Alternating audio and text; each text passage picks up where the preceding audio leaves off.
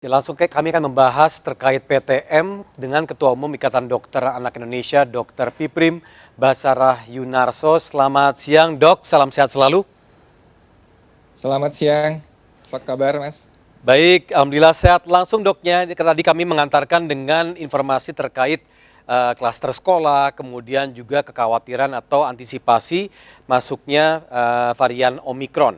Nah, dengan adanya rencana penerapan PPKM level 3 di bulan Desember, apakah aman untuk sekolah menerapkan PTMT terkait hal ini? Iya, eh, terima kasih untuk kesempatan diundang di sini ya.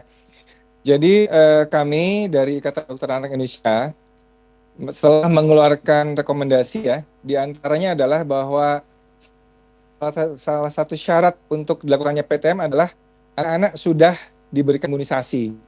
Jadi bukan sekedar imunisasi COVID, juga imunisasi rutin ya, imunisasi kejar. Kalau dia belum imunisasi yang sesuai dengan usianya, itu tetap perlu diberikan karena PTM ini ketika anak-anak berkumpul dan imunisasi rutinnya pun tidak diberikan, maka ini juga berpeluang untuk timbulnya kembali KLB ya, penyakit-penyakit yang sebelumnya bisa terkendali. Jadi bukan sekedar COVID yang kita khawatirkan, tetapi juga bermunculannya kembali KLB dari penyakit-penyakit yang lainnya yang justru sebetulnya bisa lebih berbahaya dan lebih fatal bagi anak-anak seperti difteri, polio, campak ya seperti itu. Jadi kami merekomendasikan untuk melengkapi imunisasi rutin dan juga imunisasi COVID sebelum dilaksanakannya pertemuan tatap muka. Seperti itu, Mas. Ya, Dok, tapi kembali kalau melihat dari antisipasi Omikron. Kalau kita lihat dari 9 rekomendasi tersebut, tampaknya ini sama isinya dengan aturan PTMT atau pembelajaran tatap muka terbatas yang sudah aktif selama beberapa bulan ini. Nah, apakah tidak ada rekomendasi yang lebih mengetatkan, terutama terkait aman atau tidaknya PTM dilakukan dikala kekhawatiran terhadap varian baru ini yang sudah diinformasikan penularannya lebih cepat 5 kali lipat dibandingkan varian Delta? Iya, saya kira strateginya akan tetap sama ya. Jadi kita menerapkan lapis-lapis perlindungan buat anak ya. Selain imunisasi tadi, tetap protokol kesehatan, kemudian juga testing dan tracingnya ya, kemudian diisolasi kalau kena, semua pihak jujur mengatakan apa adanya, kalau sakit nggak boleh masuk, nggak boleh berkumpul ya. Kemudian juga ventilasi di ruangan itu diperbaiki, kalau bisa ruangan terbuka ya, hal seperti itu. Jadi lapis-lapis perlindungan ini ya kami kira tetap akan efektif seandainya juga ada varian baru ya, karena yang namanya virus ini kita tahu bahwa penularannya itu memang luar biasa cepat ya.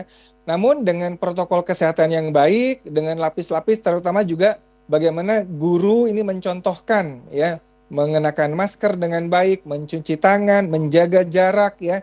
Saya kira protokol kesehatan itu kalau dilakukan dengan baik, insya Allah akan tetap bisa menahan walaupun ada varian baru tersebut.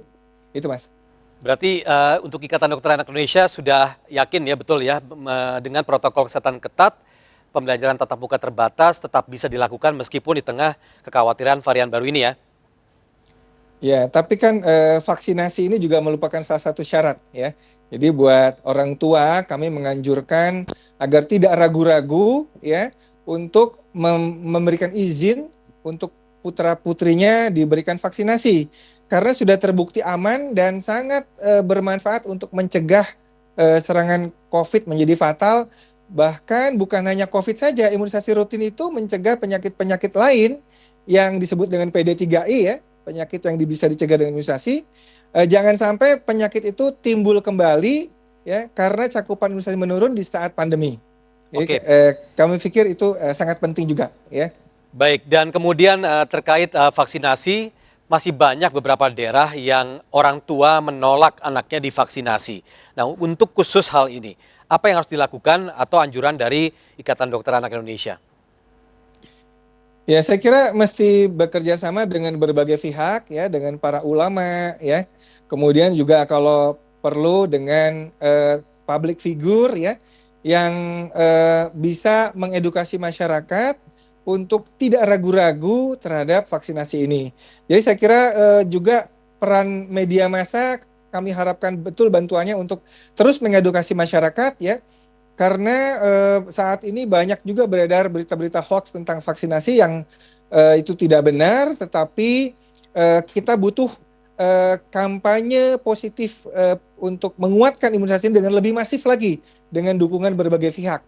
Saya Ya, kira itu, Mas. artinya jika vaksinasi tidak dilakukan, maka tidak diperbolehkan untuk melakukan PTMT, begitu Pak?